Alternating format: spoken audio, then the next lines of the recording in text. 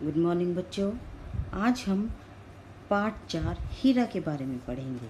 मैं एक हीरा हूँ, पारदर्शी हीरा। मेरे रूप और आकार को देखकर लोग मुझे छूने को लालायित हो उठते हैं, पर यह रूप सौंदर्य मुझे ऐसे ही नहीं मिला है। इसके लिए मैं पृथ्वी के गर्भ में हजारों वर्षों तक प्रचंड ज्वाला में जलता रहा हूँ। जब मैं पृथ्वी से बाहर आया तब मैं केवल एक कंकड़ के समान था। इस उज्जवल रूप को पाने के लिए मैंने कितनी यातनाएं सही और कितनी कठोर तपस्या की है, यह मेरे अतिरिक्त कोई नहीं जानता। मैं समस्त वर्णों और प्रकाश से शून्य था। हीरा तराश ने तराश कर मुझे एक कृत्रिम रूप दिया है। यद्यपि मेरा अपना कोई मौलिक प्रकाश नहीं है, पर हीरा तराश मुझ में इतनी रश्मियाँ भर देता है कि मेरा रूप निखर कर चमकीला बन जाता है। कुशल हीरा तराश के हाथों में जाकर मैं इतना प्रकाशमान हो जाता हूँ कि अंधेरे में भी चमकने लगता हूँ।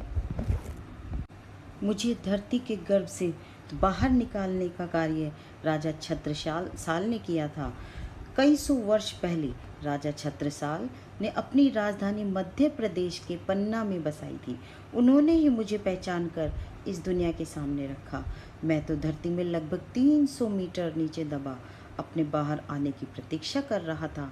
मैं और मेरा सहोदर कोयला धरती के गर्भ में न जाने कब से सोए पड़े थे, पर एक दिन मेरे सहोदर कोयले को उपयोगी समझकर लोगों ने उसे धरती के गर्भ से निकाल लिया।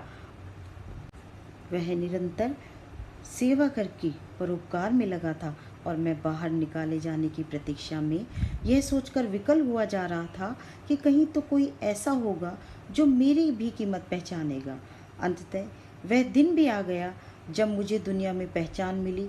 मैं बाहर आया और लोगों ने मुझे सिर आंखों पर बिठाया। मैं शान से इठलाता हुआ धनिक लोगों की शान में 4 चांद लगाता रहा। धनिकों ने मुझे सहेज कर रखा। सेठ और व्यापारियों की तिजोरियां ही मेरा भाग्य बन गईं और मुझे ऊंची से ऊंची कीमत पर बेचा व खरीदा जाने लगा। पहले मैं राजाओं के सिंहासन और मुकुटों में चढ़कर दुनिया की झलक पा लेता था और उस समय तो मैं गर्व से फूला नहीं समाता था।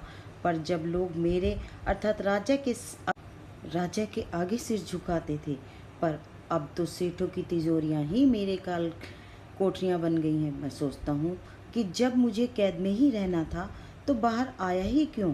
मुझे इस बात का बड़ा अफसोस होता है जब लोग मुझे पाकर अपना सुख चैन खो देते हैं कि कहीं मैं चोरी न हो जाऊं। उनकी नकारात्मक सोच उन्हें रात भर आराम से सोने भी नहीं देती। कहते हैं सोच का असर होता है। उनकी नकारात्मक सोच के चलते मैं अक्सर चोरों द्वारा चुरा लिया जाता हूँ। मैं सबसे ज़्यादा खुश तब होता हूँ जब मुझसे निर्मित आभूषणों का प्रयोग विवाह समारोह जैसे अवसरों पर तोहफे के रूप में वर वधू की सुंदरता बढ़ाने के लिए किया जाता है।